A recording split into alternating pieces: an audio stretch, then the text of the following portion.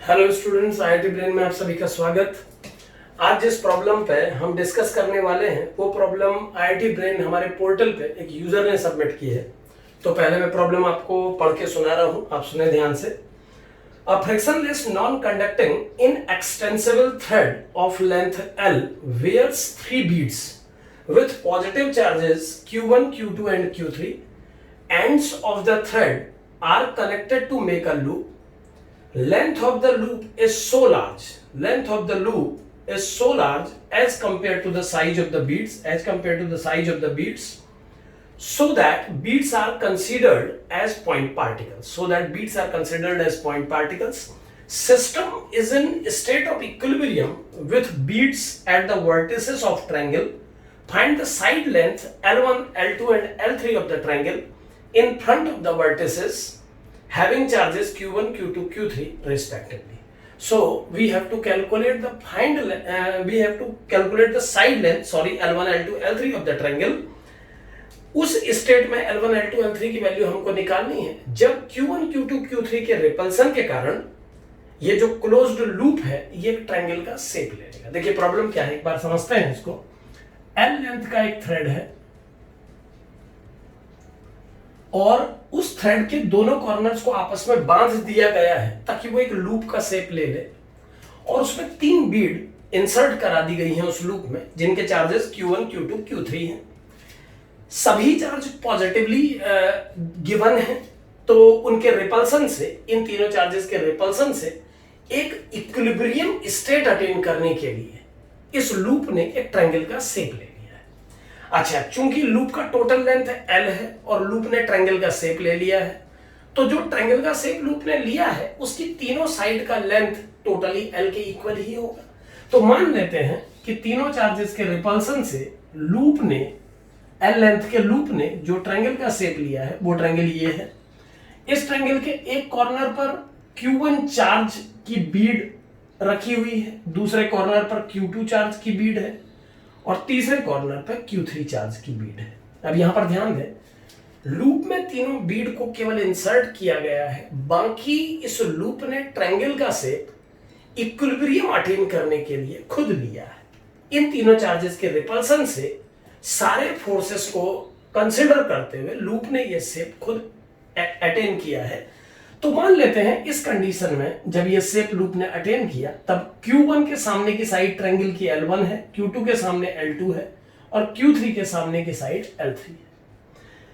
अच्छा, ये shape loop ने अटेन किया इन चार्जेस के रिपल्सन के कारण, और इन चार्जेस के रिपल्सन से किसी भी एक चार्ज को बाकी दो चार्ज रिपेल कर रहे हैं, तो उन फोर्सेस को काउंटर बैलेंस करने का काम ये थ्रेड का टेंशन कर रहा है। इस चार्ज पार्टिकल को, जो बीड यहां पर लगी हुई है, किसी भी एक बीड पर जो चार्ज अवेलेबल है उसको बाकी दो चार्जेस रिपल्सन दे रहे हैं, और उस बीड के इस रिपल्सन को बैलेंस करने के लिए इस बीड पर स्ट्रिंग का टेंशन इनवर्ट डायरेक्शन में एक्ट कर रहा है। तो बीड पर लगने वाले सभी फोर्सेस के इक्विलिब्रियम का पिक्चर कुछ इस तरीके से बनेगा। देखें, जैसे अगर हम Q1 पे पिक्चर क्रिएट करें तो Q2 चार्ज के रिपल्सन से एक फोर्स डेवलप होगा इस पे, जिसका magnitude Q1 Q2 upon L3 square होगा। ये कूलाम्ब्स लॉ मैंने अप्लाई किया है, आप समझ सकते हैं। हाँ, एक चीज और मैं यहां बता दूं कि जिस की कंसेप्ट को इस क्वेश्चन में हम यूज करेंगे उसमें एक कंसेप्ट जो मेन है वो है कूलाम्ब्स लॉ, और जो दूसरा कंसेप्ट यहां पर दिखाई देता है वो है equilibrium of a charged particle. किसी चार्ज पार्टिकल के इक्विलिब्रियम का भी थीम है इसमें और कूलाम्ब्स लॉ भी है इसमें। तो इस Q2 के रिपल्सन से जो फोर्स Q2 Q1 पे डेवलप कर रहा है वो Q1 Q2 bye L3 square है, और जो फोर्स Q3 Q1 पे डेवलप कर रहा है उसका magnitude Q1 Q3 by L2 square है। इसके अलावा इस बीड पर लगने वाले इन दो फोर्सेस के अगेंस्ट बीड पर दोनों स्ट्रिंग्स जो टेंशन लगा रही हैं वो T है इनवर्ट। यहां पर ध्यान दें, बीड के फ्री बॉडी डायग्राम में ये Q1 चार्ज जिस बीड पे है उसके फ्री बॉडी डायग्राम में दो फोर्सेस कूलम्ब्स लॉ के अकॉर्डिंगली रिपल्सिव फोर्सेस है, और जब इन रिपल्सिव फोर्सेस के कारण ये बीड इस स्ट्रिंग में टेंशन डेवलप कर रही है, तो इस बीड पर लगने वाला जो स्ट्रिंग्स का टेंशन है, बीड पर स्ट्रिंग जो टेंशन लगा रही है इनवर्ट डायरेक्शन में, वो टी है। तो अब इस फ्री बॉडी डायग्राम को अगर आप ध्यान से देखें तो एक फोर्सेस का पिक्चर इसमें बहुत सिंपल है, क्योंकि जो टेंशन इनवर्ट डायरेक्शन में एक्ट कर रहा है इस स्ट्रिंग के अलोंग, और ये कोलंबियन रिपल्सन ठीक इसी के एंटी पैरेलल एक्ट कर रहा है, और ठीक ऐसे ही दूसरी स्ट्रिंग में टी इनवर्ड एक्ट कर रहा है और ये आउटवर्ड एक्ट कर रहा है। तो यहां पर लगने वाले चार फोर्सेस आर्बिट्रेरीली किसी भी डायरेक्शन में एक्ट नहीं कर रहे हैं। ये पॉइंट इस क्वेश्चन में बहुत सिंपल है कि दो फोर्सेस एक लाइन पे एक्ट कर रहे हैं और दो फोर्सेस दूसरी लाइन पे। तो नेट फोर्स जो इस लाइन पे एक्ट करेगा वो इन दोनों के डिफरेंस के बराबर होगा, और इन दोनों के डिफरेंस के बराबर फोर्स इस लाइन पे एक्ट करेगा। लेकिन चूंकि ये बोला गया है कि ये बीड इक्विलिब्रियम में है, तो अब यहां ध्यान देने की जरूरत है कंसेप्चुअली कि अगर किसी बॉडी पर लगने वाले दो फोर्सेस, अब क्योंकि मैं दो इसलिए बोल रहा हूं क्योंकि इन दोनों फोर्सेस का रिजल्टेंट इस लाइन पर एक्ट कर रहा है, और इन दोनों फोर्सेस का रिजल्टेंट जो इनके डिफरेंस के बराबर है इस लाइन पे एक्ट कर रहा है। यानी अब इस चार्ज पार्टिकल पे दो फोर्स एक्ट कर रहे हैं और दोनों के बीच में कुछ एंगल है। तो ऐसा कैसे हो सकता है कि एक पार्टिकल इक्विलिब्रियम में हो और उस पर लगने वाले दोनों फोर्सेस के बीच में कुछ एंगल भी हो? ये तभी पॉसिबल है जब दोनों चार्ज इंडिपेंडेंटली 0-0 हो जाए। तो यानी क्लियरली इस प्रॉब्लम में इस लाइन के अलोंग नेट फोर्स को 0 होना होगा और इस लाइन के अलोंग भी नेट फोर्स को 0 होना होगा। ये की पॉइंट एक बार फिर समझें कि अगर किसी बॉडी पर लगने वाले केवल दो फोर्सेस एक दूसरे के साथ कुछ एंगल बनाते हुए एक्ट कर रहे हैं तो वो बॉडी कभी इक्विलिब्रियम में नहीं रह सकती, ये इम्पॉसिबल है। और ये तभी पॉसिबल है केवल जब दोनों फोर्स इंडिपेंडेंटली 0 के इक्वल हो। तो यहां पर भी यही देखने को मिल रहा है कि इस लाइन के अलोंग एक फोर्स एक्ट कर रहा है, एक इस लाइन के अलोंग एक्ट कर रहा है, और दोनों का डायरेक्शन एक दूसरे से कुछ एंगल बना रहा है। तो पार्टिकल के इक्विलिब्रियम के लिए इस लाइन के अलोंग नेट फोर्स को 0 होना चाहिए। अब जो नेट फोर्स इस लाइन के अलोंग एक्ट कर रहा है वो T और K Q1 Q2 upon L3 square के डिफरेंस के इक्वल है, जिसे अगर मैं 0 से कंपेयर करूं तो मुझे T की वैल्यू मिल जाएगी K Q1 Q2 bye L3 square. Similarly अगर इस लाइन के अलोंग नेट फोर्स को मैं 0 करूं तो T minus K Q1 Q3 by L2 square को भी 0 होना चाहिए, यानी T को K Q1 Q3 upon L2 square के इक्वल होना चाहिए।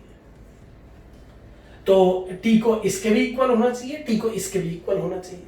और इसी प्रकार की और भी इक्वेशन डेवलप की जा सकती हैं अदर टू पार्टिकल्स पे। अगर हम Q2 पार्टिकल के इक्विलिब्रियम की बात करें तो Q1 उसे एक रिपल्सन फोर्स दे रहा है K Q1 Q2 bye L3 square, और Q3 इसे एक रिपल्सन फोर्स दे रहा है जो कि है K Q2 Q3 bye L1 square. और इन दोनों रिपल्सन से स्ट्रिंग जो टेंशन डेवलप कर रही है बीड पर वो T है। यहां पर ये ध्यान रहे चूंकि पूरी स्ट्रिंग एक ही है और इनएक्सटेंसिबल आइडियल स्ट्रिंग है, इनएक्सटेंसिबल आइडियल थ्रेड है, मासलेस गिवन नहीं है लेकिन मास गिवन भी नहीं है।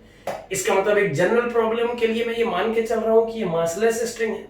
तो डेफिनेटली इस आइडियल कंडीशन में अगर स्ट्रिंग सेम ही है थ्रू आउट तो मुझे हर पॉइंट पर टेंशन की वैल्यू को बराबर लेना होगा कंसेप्चुअली। तो अगर ये टेंशन T है तो इस पॉइंट पर भी जो बीड पे टेंशन लगेगा इन दोनों स्ट्रिंग के कारण वो भी T ही होगा। और सेम कंसेप्ट अगर मैं इस पॉइंट पर भी अप्लाई करूं तो T की वैल्यू को इस K Q1 Q2 upon L3 square के इक्वल होना चाहिए, इस T को इसके इक्वल होना चाहिए। बट ये आप देख पा रहे हैं ये इक्वेशन ऑलरेडी लिखी जा चुकी है। तो एक इक्वेशन जिसकी मुझे रिक्वायरमेंट है इस लाइन के अलोंग मैं उसे लिख लेता हूं। इस लाइन के अलोंग नेट फोर्स को 0 करने के लिए T minus K Q2 Q3 upon L1 square को 0 होना चाहिए। तो T की वैल्यू आ गई K Q2 Q3 upon L1 square. ये वो तीसरी इक्वेशन है जिसकी मुझे रिक्वायरमेंट है। अब अगर मैं इस Q3 चार्ज पर भी ऐसी ही दो इक्वेशन डेवलप करूं तो आप समझ सकते हैं कि वो दोनों इक्वेशन इन तीनों में से ही कोई होंगी, यानी अब इक्वेशन रिपीट हो रही है। तो जो तीन इंडिपेंडेंट इक्वेशन हम बना सकते थे वो आपके सामने है। अब ये तीनों ही T के इक्वल है तो आपस में भी इक्वल होना चाहिए इन्हें, यानी K Q1 Q2 upon L3 square is equal to K Q1 Q3 upon L2 square and is equal to KQ2Q3 upon L1 square. अगर मैं इसे थोड़ा सॉल्व करूं, जैसे K को कैंसिल किया जा सकता है, और इसके अलावा अगर मैं first part of this equation में Q3 से न्यूमरेटर डिनोमिनेटर मल्टीप्लाई करूं तो मुझे ये मिलेगा इक्वेशन। यहां अगर मैं Q2 से मल्टीप्लाई करूं सेकेंड पार्ट में तो ये बनेगा Q2L2 स्क्वायर, और इसे Q1 से मल्टीप्लाई करूं तो ये बन जाएगा Q1 Q2 Q3 और डिनोमिनेटर पे Q1 L1 स्क्वायर। अब मैं न्यूमरेटर कैंसिल कर सकता हूं तीनों, और अगर इस एक्सप्रेशन को अब मैं कंपेयर करूं लैम्डा से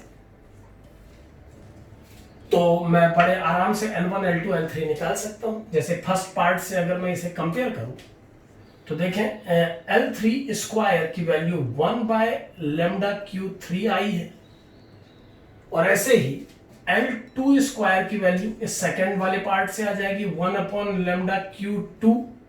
इस L2 स्क्वायर को न्यूमरेटर में भेज के लैम्डा को आप डिनोमिनेटर पे ला सकते हैं, और L1 स्क्वायर की वैल्यू आ जाएगी 1 by lambda Q1। L1 L2 L3 की वैल्यू स्क्वायर रूट में आ जाएंगी, root of this and root of this. Now L1 L2 L3 तीनों की वैल्यू हमारे पास है, और ये क्वेश्चन में गिवन है कि जिस थ्रेड को इस प्रॉब्लम में यूज किया जा रहा है उसकी टोटल लेंथ L है। यानी मुझे एक इक्वेशन और इससे पता लग जाती है कि जो L1 L2 L3 का सम है वो L के इक्वल है। अब अगर मैं इसमें L1 L2 L3 की वैल्यू पुट करूं तो 1 by under root lambda under root Q1, मैं लैम्डा और Q1 को अलग अलग लिख रहा हूं, 1 upon lambda 1 upon Q2 plus 1 upon under root lambda 1 upon under root Q3 is equal to L। इन तीनों का सम L के बराबर होना चाहिए, और अगर 1 बाय लैम्डा को मैं कॉमन ले लूं इन सभी से तो लैम्डा को वहां भेज के L को इस तरफ लाने पर मुझे अंडर रूट लैम्डा की वैल्यू पता लग जाएगी। रूट लैम्डा आ जाएगा 1 by L and 1 by under root Q1 plus 1 by under root Q2 plus 1 by under root Q3, and this is the value of root lambda. Lambda को calculate करने के लिए इसका स्क्वायर किया जा सकता है। एक बार फिर इसे ध्यान से देखें, रूट लैम्डा कॉमन लेके तीनों से मैंने उसे न्यूमरेटर पे शिफ्ट कर दिया और L को मैं डिनोमिनेटर पे ले आया हूं। ये रूट लैम्डा की वैल्यू लैम्डा में बदलने की कोई नीड नहीं है, क्योंकि मुझे रूट लैम्डा ही चाहिए। अब इस रूट लैम्डा की वैल्यू अगर मैं 1 बाय 1 इन तीनों इक्वेशंस में पुट करता हूं, इक्वेशन A, इक्वेशन B और इक्वेशन C में, तो मुझे L1 L2 L3 की वैल्यू मिलती चली जाएगी। किसी एक का वैल्यू मैं आपको निकाल के बताता हूं। जैसे L1 की वैल्यू पता करने के लिए हम रूट लैम्डा की वैल्यू पुट करेंगे तो ये बन जाएगा 1 upon under root Q1 upon under root lambda. मैं इसे ऐसा मान सकता हूं कि 1 अपॉन अंडर रूट Q1 और 1 अपॉन अंडर रूट लैम्डा का प्रोडक्ट है, यानी 1 अपॉन अंडर रूट Q1 को मैं न्यूमरेटर में लिख के रूट लैम्डा को डिनोमिनेटर पे मान लेता हूं, और रूट लैम्डा की वैल्यू है 1 by L 1 upon under root Q1 plus 1 upon under root Q2 plus 1 upon under root Q3। अब अगर इसे L को न्यूमरेटर में शिफ्ट कर लिया जाए तो L1 आ जाएगा L into 1 upon under root Q1 upon 1 upon under root Q1 plus 1 upon under root Q2 plus 1 upon under root Q3। ये आपने L1 कैलकुलेट किया। इसी तरीके से सिमेट्री से पता लगता है कि जब हम L2 की वैल्यू कैलकुलेट करेंगे तो जो न्यूमरेटर पे 1 अपॉन अंडर रूट Q1 है वो 1 अपॉन अंडर रूट Q2 से रिप्लेस हो जाएगा, बाकी सेम रहेगा, और L3 जब हम कैलकुलेट करेंगे तो numerator 1 upon under root Q3 से रिप्लेस हो जाएगा। तो इस तरीके से हम इस स्ट्रिंग के तीनों पार्ट्स की लेंथ कैलकुलेट कर सकते हैं, और ये इस क्वेश्चन को करने का तरीका होगा। Thank you.